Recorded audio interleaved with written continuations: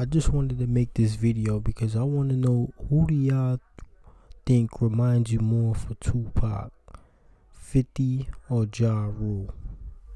Because I remember when this beef went mainstream, like 50 was dissing Ja Rule, saying he's trying to be like Tupac because he got crosses tatted on his back and he's taking his shirt off and he's just trying to be Tupac. He was dissing him on that, and a lot of people was comparing 50 to Tupac because he got shot multiple times and survived it, and his attitude, his demeanor was just like he wasn't afraid to back down from nobody, which reminded a lot of people of Tupac.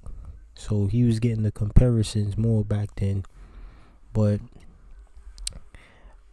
I just want to know, from music wise to personality wise to characteristics, who would y'all say more likely reminds you of Tupac between the two of these guys? Because I know none of them will ever be Tupac. They can never be a Tupac. But just who reminds you more?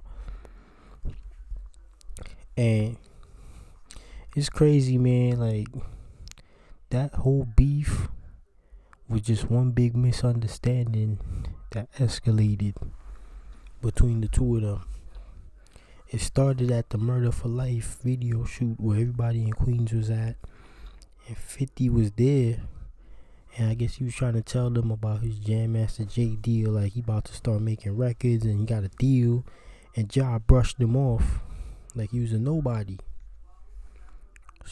So that, 50, after not too long after that, 50 made Your Life's on the Line, the song and the video, and y'all know what happened after that.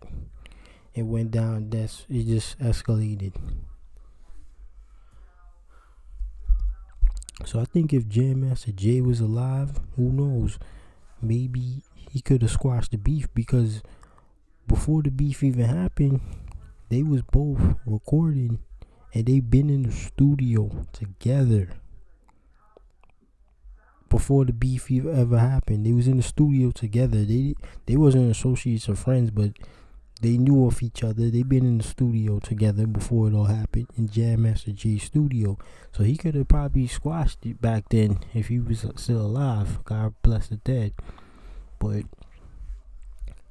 And I think another reason why the beef escalated was because Supreme was rocking with Irv and Ja over 50, and 50 felt hurt because he spent his whole childhood, teen years, adulthood selling drugs, hoping to be noticed by Supreme, and just to see Supreme rock with Hollis dudes over his own South Side. So 50 felt hurt by that, because he's like, why would Supreme mess with Irv and Ja? They're fake. Why would you mess with them over me? So that added on to it. But back to the topic at hand. And let me just say this too, before I get back to the topic at hand. It's kind of crazy. Like, Ja, he don't really want the beef with 50. He's just one, he's defending himself, and two, he's just keeping up that facade because 50 the one who's like, oh, this beef will never squash. So he gotta play into that too, and for the public's sake. But deep down inside, he don't really want to beef with 50. Ja's like the cool dude in the hood that everybody knows. He may not ever sold drugs or did no street stuff like 50, because 50 people could vouch for him. So he's really a street dude. Ja, I never heard nobody vouch for him, and that's no disrespect to him. I like both 50 and Ja, but nobody has ever vouched for him being in the streets. So 50, got that over him. But I think 50, man, the trolling stuff, he gotta just leave it alone, because, Ja seemed like Ja matured. Because in interviews in The Breakfast Club, Hot 97, and the recent episode of Drink Champs, he didn't suck up to 50, but he didn't diss him neither. He basically's like, yo, I'm over this beef stuff. Like, I'm just trying to live my life and be happy. which is more important. And he said, yo, he even wished 50 the best, man. He not dissing him, taking shots. So it showed that he matured. He's past it, yo. And I think 50 should be past it too, because that's in the past, man. That's in the past. Look how many years ago that was. Like, those days is over. Like, y'all fought. Like, unless you're gonna fight him again, it makes no sense to keep dissing him for no reason. Like, that's type on some weird level. But I think music wise, Ja made more versatile records than 50. 50's like one dimensional. He could only make gangster tough music. Like, he can't make a deep emotional type of record. He's the type of person that look down on that. Whereas Ja, he's not. He's versatile. He can make different type of records. Even though he don't go that deep with his music, he touched on surfaces of going deep. He touched on certain things. He just didn't go all the way in with it, but he touched on some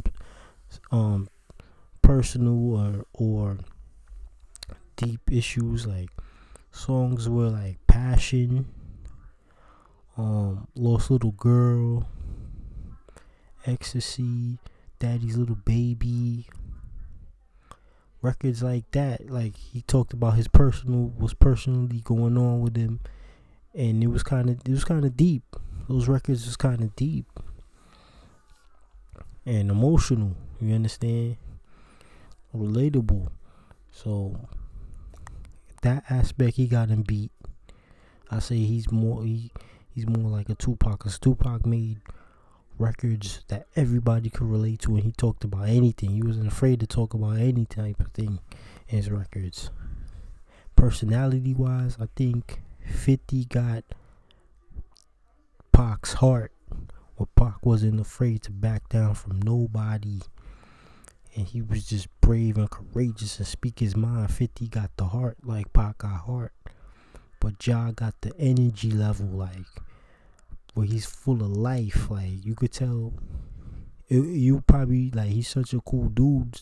Like, seeing his interviews and him on social media is like, yo, he's such a cool dude. That's somebody like you would probably hang out with, like, on some real talk. And he has the same energy level as Pac. Like, he's full of life. So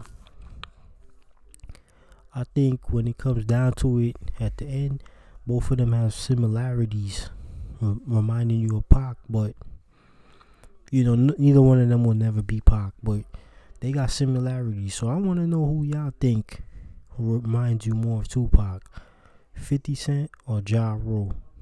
Just leave comments and let me know.